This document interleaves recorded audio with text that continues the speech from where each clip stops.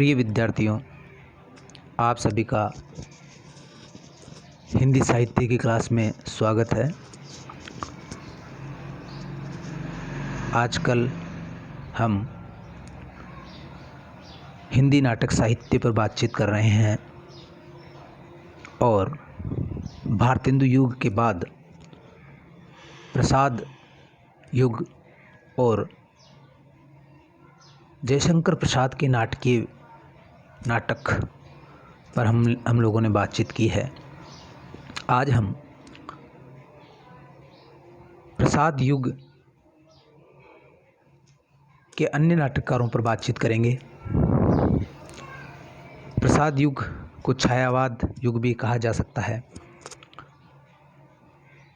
तो ये जो समय है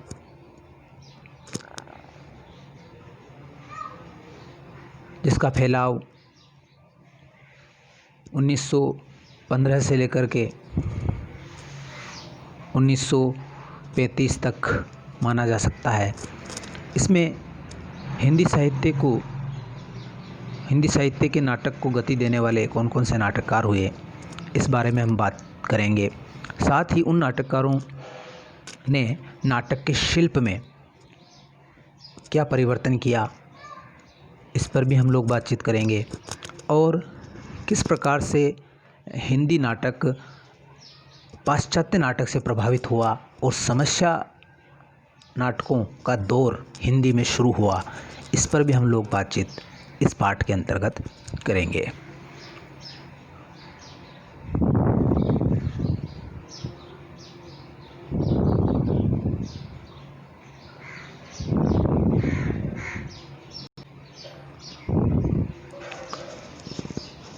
हमने ये देखा कि जयशंकर प्रसाद ने इस युग में निश्चित रूप से नाटककारों का नेतृत्व किया और हिंदी नाटक को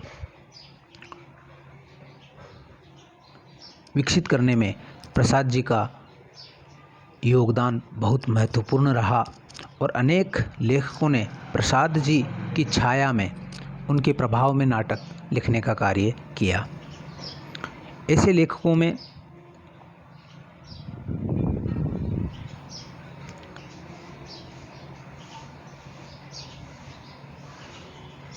देखने में आता है कि अनेक प्रकार के नाटक लिखे, जिनमें से साहित्यिक नाटक, पौराणिक नाटक और सामाजिक नाटक मुख्य है। इन लेखकों में बद्रीनाथ भट्ट के कुछ नाटक हैं, जैसे चंद्रगुप्त, दुर्गावती, तुलसीदास, ये 1925 में लिखा गया महत्वपूर्ण नाटक है। इसी तरह एक लेखक हुए सुदर्शन, उन्होंने दयानंद नामक नाटक लिखा जो 1927 में लिखा गया। इसी तरह से मुंशी प्रेमचंद ने 1924 में करबला नाटक की रचना की। हम मुंशी प्रेमचंद को मुख्य रूप से कहानीकार और उपन्यासकार के रूप में ज़्यादा जानते हैं, लेकिन हमें ये जानना चाहिए कि उन्होंने निबंध भी लिखे और नाटक भी लिखे, और नाटकों में उनके करबला और संग्राम, ये दो नाटक बहुत अधिक प्रसिद्ध है। तो करबला में उन्होंने एक तरह से उस समय की जो मांग थी कि स्वतंत्रता आंदोलन के दौरान जो सांप्रदायिकता का विष फैला हुआ था और हिंदू मुस्लिम दंगे शुरू हो गए थे, तो उस दौरान दोनों जो संप्रदायों में सामंजस्य और सद्भाव पैदा करने के लिए मुस्लिम इतिहास पर उन्होंने करबला नाटक लिखा। आपको पता है कि करबला एक इराक़ का शहर है जहाँ पर इमाम हुसैन की कब्र है।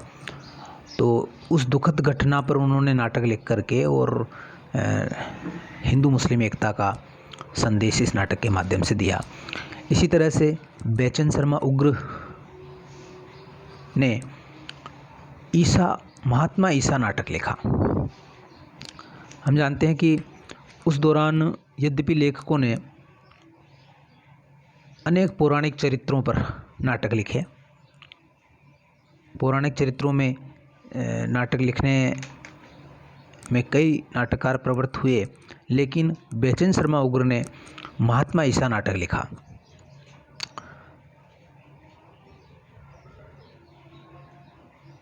ये जो महात्मा ईसा नाटक है, इसके बारे में प्रोफेसर गोपाल राय लिखते हैं,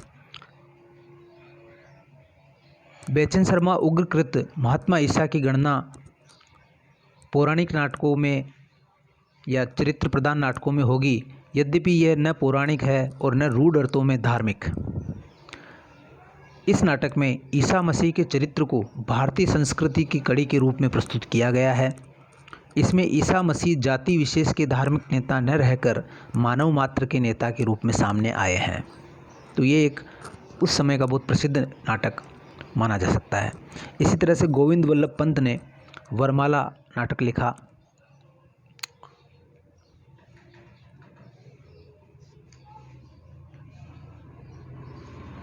प्रेमचंद का संग्राम नाटक 1922 में आया। इसी तरह से अन्य कुछ प्रमुख नाटककार जिन्होंने पौराणिक और धार्मिक और सामाजिक नाटक लिखे, वो इस प्रकार से है।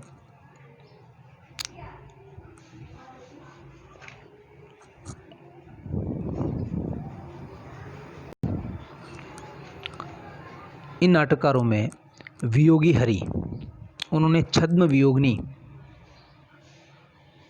योगिनी नामक नाटक 1928 में लिखा। इसी तरह से सेठ गोविंद दास ने कर्तव्य 1936 में लिखा।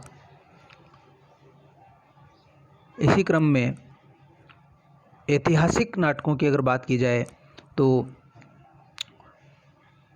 प्रेमचंद के करबला के अतिरिक्त दशरथ ओझा ने चित्तौड़ की देवी नामक नाटक 1928 में लिखा और चतुरसेन शास्त्री के नाटक उत्सर्ग और अमर राठौड़ बहुत प्रसिद्ध हुए। ये नाटक भी इसी समय में लिखे गए। इसी तरह से उदय शंकर भट्ट ने विक्रमादित्य नाटक 1929 में लिखा और जगदीश शास्त्री कृत तक्षशिला नाटक भी 1937 में आया और उमाशंकर शर्मा कृत महाराणा प्रताप महत्वपूर्ण नाटक उस युग में हुए। इन नाटकों, ये जो ऐतिहासिक नाटक लिखे गए उस दौर में, इनकी मुख्य विशेषता इस प्रकार से है कि इनमें अधिकतर कृतियों को ऐतिहासिक घटनाओं का वार्तालाप रूपांतर मात्र कहा जा सकता है। इनमें एक साहित्यिकता का अभाव है, केवल एक उन घटनाओं को वार्तालाप में बदल करके नाटकों का रूप दिया गया है। नाट्य स्थितियों के सृजन के लिए जैसी कल्पना शक्ति और मनोवैज्ञानिक सूझबूझ और भाषा की अपेक्षा होती है, वह अधिकांश नाटककारों के पास नहीं है।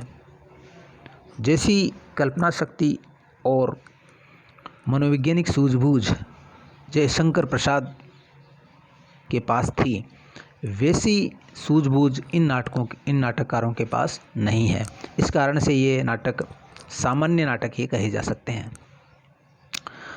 दूसरा, शिल्प की दृष्टि से देखे जाए तो इन तमाम जो पौराणिक ऐतिहासिक नाटक लिखे गए, इन पर किसी न किसी प्रकार से पारसी नाटक कंपनियों का प्रभाव है और द्विजेंद्र लाल राय जो बांग्ला भाषा के बड़े नाटककार थे, उनका प्रभाव है और जयशंकर प्रसाद का तो प्रभाव है ही। इसी तरह से पौराणिक जो नाटक लिखे गए, उनके साथ साथ सामाजिक नाटकों का भी दौर चला। इसमें विश्वंबरनाथ शर्मा कौशिक का जो नाटक है हिंदू विधवा, जो 1935 में आया, प्रेमचंद का संग्राम, इसी तरह से सुदर्शन का अंजना, ऑनरेरी मजिस्ट्रेट और भाग्य चक्र, ये नाटक आए। गोविंद वल्लभ पंत का कंजूस की खोपड़ी 1923 में आया। अंगूर की बेटी 1937 में ये नाटक आया। रामेश्वरी प्रसाद राम का अछूतोद्धार नाटक आया। इसी तरह से छविनाथ पांडे का समाज 1929 में आया।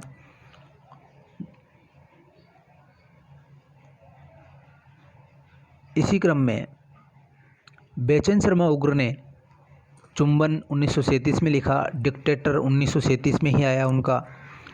चुंबन और डिक्टेटर एक महत्वपूर्ण नाटक है। उनका महात्मा ईसा नाटक चरित्र प्रधान और पौराणिक नाटकों की श्रेणी में आता है, जबकि ये एक सामाजिक नाटक है, चुंबन और डिक्टेटर। इन सामाजिक नाटकों के बारे में गोपाल राय लिखते हैं कि नाट्य कला की दृष्टि से ये तमाम कृतियाँ उच्च कोटि की नहीं हैं, किंतु इनमें एक प्रकार की सामाजिक चेतना की झलक अवश्य देखने को मिलती है, जिससे ये स्पष्ट होता है कि इस युग के सभी नाटककार, चाहे वो गोविंद वल्लभ पंत हो, प्रेमचंद हो, चाहे बेचैन शर्मा उग्र हो, सुदर्शन हो, ये सभी नाटककार यथार्थ के निकट आने का प्रयत्न कर रहे थे।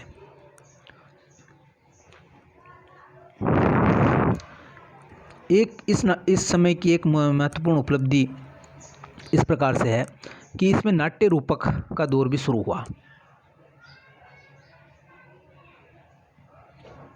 जिन्हें अन्य उपदेशिक नाटक भी कहा जाता है।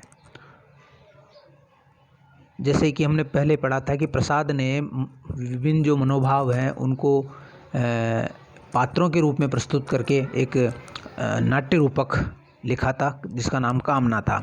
इसी तरह से सुमित्रा नंदन पंत ने ज्योत्सना नामक नाट्य रूपक की रचना की, जिसमें संसार में सर्वत्र फैली अशांति, हिंसा, संघर्ष आदि को दूर करने के लिए रूमानी ढंग से समाधान प्रस्तुत किया गया है। इसी तरह से अन्य जो नाट्य रूपककार हैं उनमें से मैथिली शरण गुप्त का अनघ 1988 में ये नाट्य रूपक आया। हरिकृष्ण प्रेमी का स्वर्ण विहान नाट्य रूपक 1930 में आया। इसी तरह भगवती चरण वर्मा का तारा, उदय शंकर भट्ट का मत्स्यगंधा और विश्वामित्र, ये नाट्य गीति नाट्य इस दौर में आए।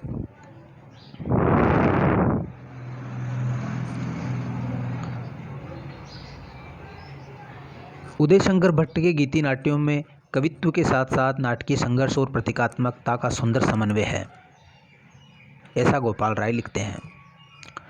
डॉक्टर नगेंद्र इन गीति नाट्यों को भाव नाट्य की संज्ञा देते हैं। इसके अलावा इस युग में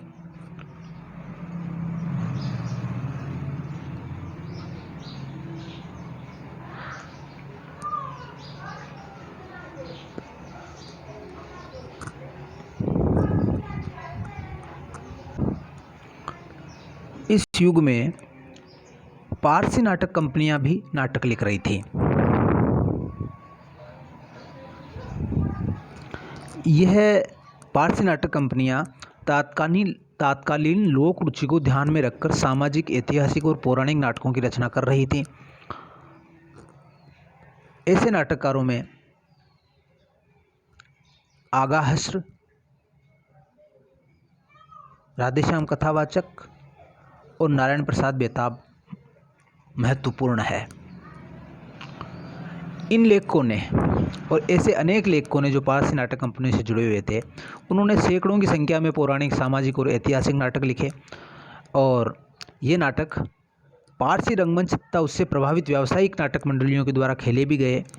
और इन तमाम नाटकों की विशेषता ये है कि ये रंगमंच से संबंध होने के कारण अभिनय की दृष्टि से बहुत ही सफल नाटक हैं, लेकिन इनमें साहित्यिक गुणों का प्राय अभाव पाया जाता है और सस्ती जनरुचि और तालियां बटोरने के लिए इनमें भाषा थोड़ी अश्लील हो गई है और हिंदी नाट्य की समृद्धि की दृष्टि से इनका कोई विशेष योगदान नहीं पाया जाता। जैसे कुछ नाटकों के उदाहरण हम देखें तो आगा हस्र ने गंगावतरण, वनदेवी, सीता वनवास, श्रवण कुमार, भीष्म प्रतिज्ञा नाटक लिखे। राधेश्याम कथावाचक, जिनकी रामायण बहुत प्रसिद्ध हुई, राधेश्याम रामायण जिसको कहते हैं, ने वीर अभिमन्यु, कृष्णावतार, रुक्मणी मंगल और श्रवण कुमार नाटक लिखे। ये नाटक अभिनय की दृष्टि से बहुत प्रसिद्ध हुए और गांव-गांव में इनका खूब मंचन हुआ। नारायण प्रसाद बेताब ने महाभारत, कृष्ण सुदामा, गणेश जन्म, शकुंतला नाटकों की रचना की। इन तीनों लेखकों के नाटक पौराणिक और काल्पनिक कथा वस्तु पर आधारित शिक्षाप्रद एवं अत्यंत रोचक है, किंतु उनमें सुरुचि और स्वाभाविकता का निर्वाह सर्वत्र नहीं मिलता है।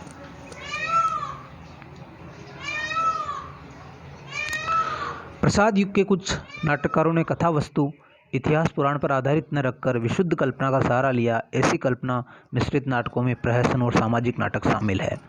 जेपी श्रीवास्तव रचित, जेपी श्रीवास्तव एक प्रहसनकार हुए जो बहुत प्रसिद्ध उन्होंने प्रहसन लिखे, जिनमें से कुछ प्रहसन इस प्रकार से है। जेपी श्रीवास्तव ने शुद्ध हास्य नाटक लिखने का काम किया और दुमदार आदमी 1919 में लिखा, गड़बड़ झाला 1919, नाक में दम उर्फ जवानी बनाम बुढ़ापा उर्फ मियाँ की जूती मियाँ के सिर 1926 में इनका नाटक आया।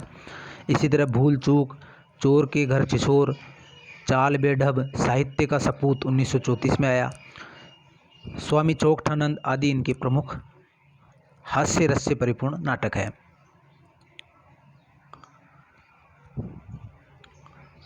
यद्यपि ये नाटक कई दोष स्थूल और अनगढ़पन से भरे हुए हैं, लेकिन फिर भी कलात्मकता एवं जनसाधारण का मनोरंजन करने एवं हंसाने की दृष्टि से ये बहुत लोकप्रिय नाटक माने जा सकते हैं। इसी तरह से बद्री नारायण भट्ट का चुंगी की उम्मीदवारी 1916, लबड़ धोधो 1926, विवाह विज्ञापन 1927 और मिस अमेरिकन 1926 नाटक आई। ये नाटक अधिक सुरुचिपूर्ण और सोद्देश्य है। इसी तरह पांडे बेचन शर्मा उग्र ने प्रहसन भी लिखे हैं। प्रहसन में उनके उज़्बक और चार बेचारे प्रहसन प्रसिद्ध है। चार बेचारे में ये चार बेचारे कौन कौन हैं? ये चार बेचारे हैं संपादक, अध्यापक, सुधारक और प्रचारक। इनकी विभिन्न परिस्थितियों और प्रवृत्तियों से को अपने व्यंग्य का लक्ष्य बनाकर उच्च कोटि के हास्य की सृष्टि पांडे बेचन शर्मा उग्र ने इसमें की है। इसी तरह सुदर्शन का ऑनरेरी मजिस्ट्रेट है, वो न्याय व्यवस्था की हास्यकारी और व्यंग्यकारी स्थितियों पर अच्छा प्रहसन है।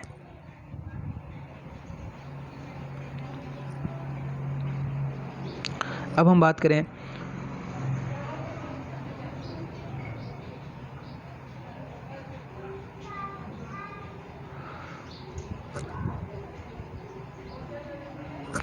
प्रसाद युग में के सामाजिक नाटकों में मिश्र बंधुओं का नेत्रोन्मिलन 1915, मुंशी प्रेमचंद का संग्राम, लक्ष्मण सिंह का गुलामी का नशा, जगन्नाथ प्रसाद चतुर्वेदी का मधुर मिलन है। इन सामाजिक नाटकों का उद्देश्य अपने युग और समाज की विभिन्न बुराइयों का उद्घाटन करना है। सामाजिक नाटकों की शैली प्रहसनों की अपेक्षा गंभीर और प्रौढ़ है। यह नाटक मुख्यतः आदर्शवादी और आदर्शोन्मुख यथार्थवादी है। प्रसाद युग में सत्यनारायण कविरत्न ने संस्कृत के भवभूति के नाटकों एवं रूपनारायण पांडे ने बंगला से द्विजेंद्र लाल राय के ऐतिहासिक नाटकों का हिंदी में अनुवाद किया। गौल्सवर्दी के नाटकों का अनुवाद हड़ताल, न्याय, चांदी की डिबिया नाम से मुंशी प्रेमचंद तथा ललित प्रसाद शुक्ल ने किया। शेक्सपियर के नाटकों का अनुवाद प्रसाद युग में लाला सीताराम द्वारा किया गया।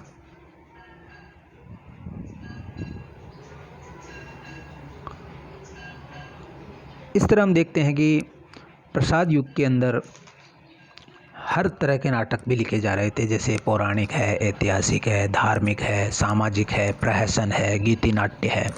तमाम तरह के नाटक इस युग में लिखे जा रहे थे। अब हम बात करें कि प्रसाद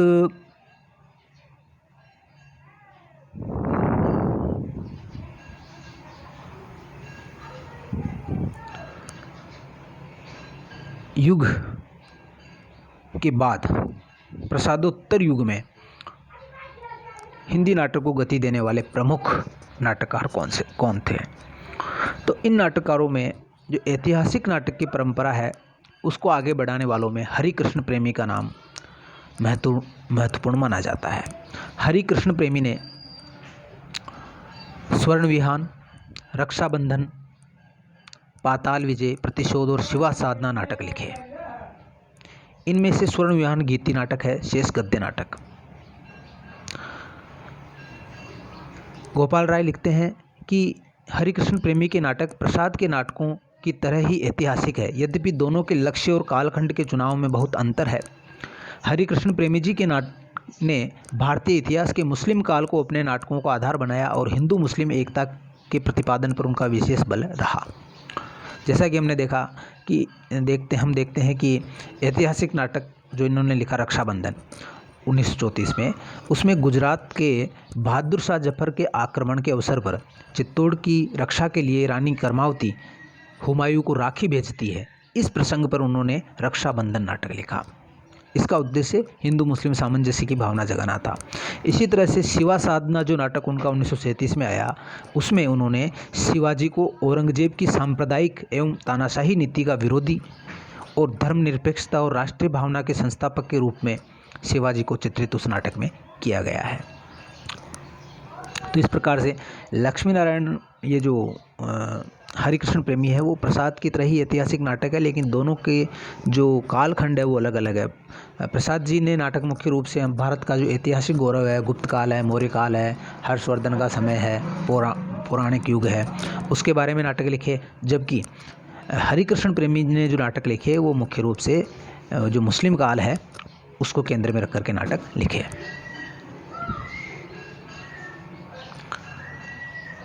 अब बात करें हम लक्ष्मी नारायण मिश्र की, तो लक्ष्मी नारायण मिश्र ने अशोक 1927, सन्यासी 1929, मुक्ति का रहस्य 1932, राक्षस का मंदिर 1932, राजयोग 1934, सिंदूर की होली 1934,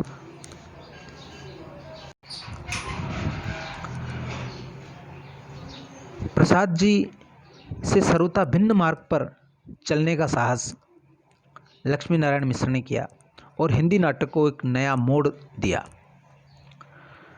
सन्यासी नाटक की भूमिका में लक्ष्मी नारायण मिश्र लिखते हैं कि इतिहास के गड़े मुर्दे उखाड़ने का काम इस युग के साहित्य में वांछनीय नहीं। यह स्पष्टतः प्रसाद साहित्य के प्रति प्रतिक्रिया थी। प्रसाद जी जो ऐतिहासिक नाटक लिख रहे थे, पौराणिक नाटक लिख रहे थे, उन पर यह प्रतिक्रिया थी कि ये युग समस्या नाटकों का है, आधुनिक युग की समस्याओं का प्रसाद के नाटकों में उल्लेख नहीं है। ऐसा आरोप इन्होंने प्रसाद जी पर लगाया।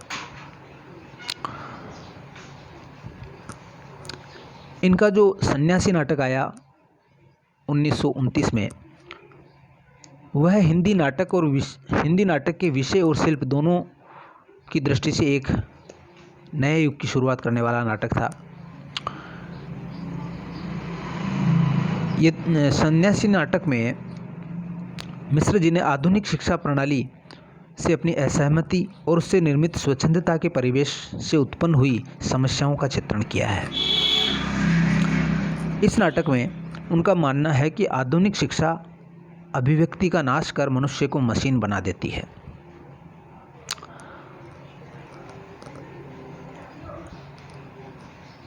ये एक महत्वपूर्ण नाटक है और इसके द्वारा उन्होंने हिंदी नाटक की वस्तु और शिल्प दोनों ही दृष्टि से एक नया आयाम देने का काम इस नाटक ने किया।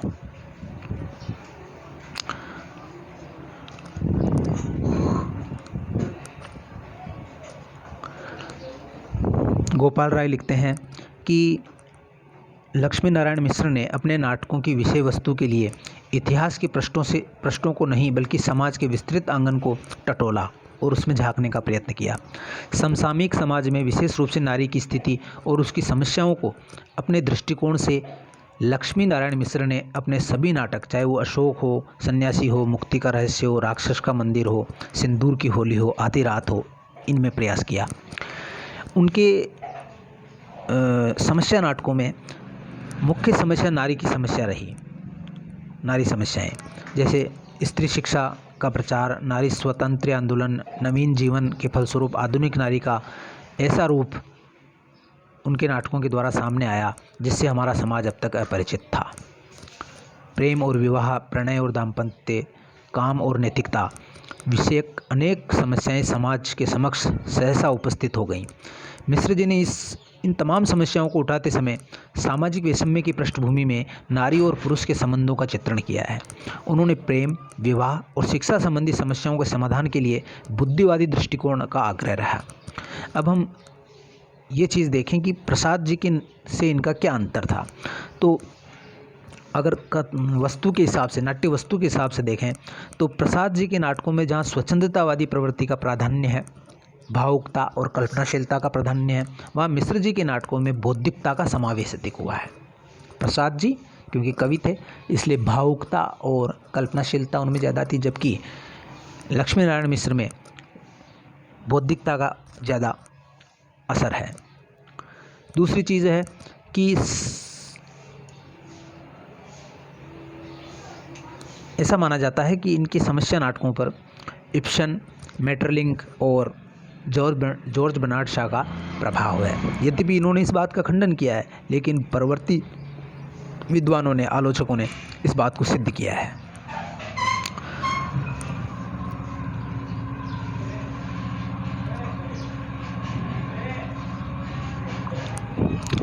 परंतु इनके नाटकों में जो नारियां हैं वो काम संबंधों में पर्याप्त स्वतंत्रता बरतती है, इसलिए उनका चरित्र भारतीय मान्यताओं के प्रतिकूल दिखाई पड़ता है।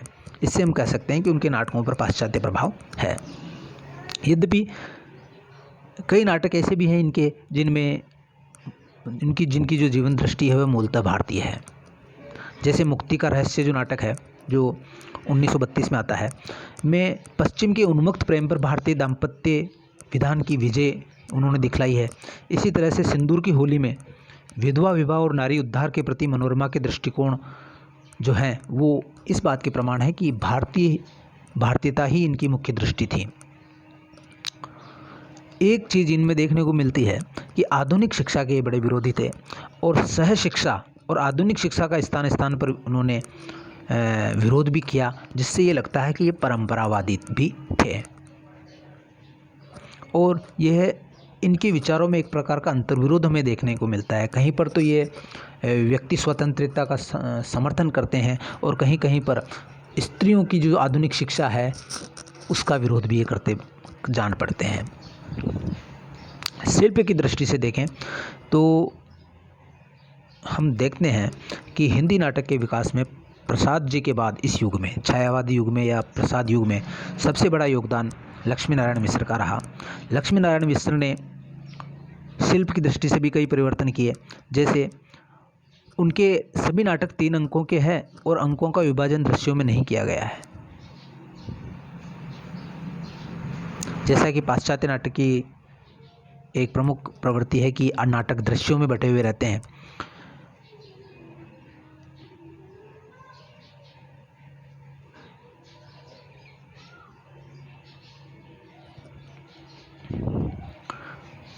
उनके नाटकों में उसी प्रकार विशुद्ध गद्य का प्रयोग हुआ जैसे जॉर्ज बर्नार्ड शॉ के नाटकों में हुआ है।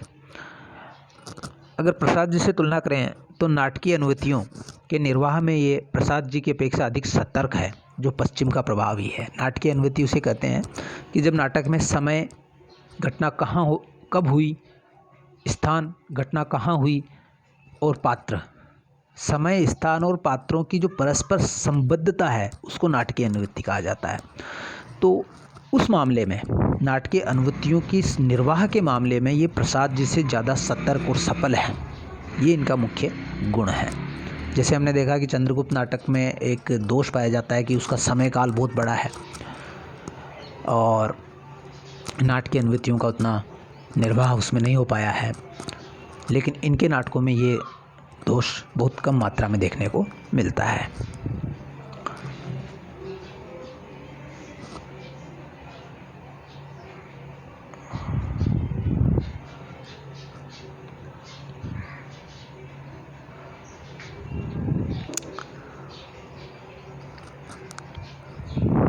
इस तरह से हम देखते हैं कि मिश्र जी पर पश्चिमी प्रभाव के संबंध में चाहे जो तथ्य हो,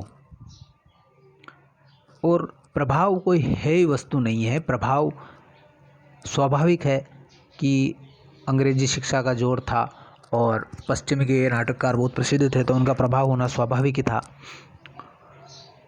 इन सब के बावजूद हिंदी नाटक को नई दिशा और नई शक्ति देने वालों में प्रसाद के बाद लक्ष्मी नारायण मिश्र का एक महत्वपूर्ण स्थान है। इस प्रकार से हम देखते हैं कि जो प्रसाद युग है या प्रसाद के जो इर्द गिर्द आसपास का जो युग है नाटक का, उसमें नाट्य साहित्य को अन्य विधाओं की तुलना में बहुत पिछड़ा हुआ नहीं माना जा सकता। खास तौर से नाट्य को साहित्यिक उन्नति देने में जयशंकर प्रसाद और लक्ष्मी नारायण मिश्र और हरिकृष्ण प्रेमी ने जो नाटक लिखे हैं वो बहुत ही गौरवशाली हैं और ऐतिहासिक महत्व रखते हैं। यदि हिंदी के पास व्यावसायिक रंगमंच होता, अव्यावसायिक रंगमंच यानी साहित्यिक रंगमंच होता, तो इस युग का नाट्य साहित्य और भी अधिक समृद्ध हो सकता था। क्योंकि हिंदी के पास अपना कोई अव्यावसायिक, जिसका उद्देश्य लोक रुचि के अनुसार नाटक लिखना न होकर के साहित्यिक रुचि के अनुसार नाटक लिखना हो, ऐसा अव्यावसायिक रंगमंच हिंदी के पास नहीं था। और व्यावसायिक रंगमंच में जो नाटक लिखे जा रहे थे उन पे हम बात कर ही चुके हैं कि पारसी रंगमंच में किस प्रकार से नाटक लिखे जा रहे थे। तो सार ये है कि प्रसाद युग में प्रसाद के अतिरिक्त जो मुख्य नाटककार हुए उनमें हरिकृष्ण प्रेमी और लक्ष्मी नारायण मिश्र का महत्वपूर्ण स्थान है। साथ ही सेठ गोविंददास, मुंशी प्रेमचंद और पांडे बेचन शर्मा उग्र, ये भी उस दौर के प्रमुख नाटककार हैं। आज के पाठ को यहीं समाप्त करते हैं। कल फिर एक नए पाठ के साथ हम लोग मिलेंगे। तब तक के लिए इजाज़त चाहूँगा। हिंद देश के निवासी सब जन एक है, रंग रूप वेशभूषा चाहे अनेक है। जय हिंद, जय भारत।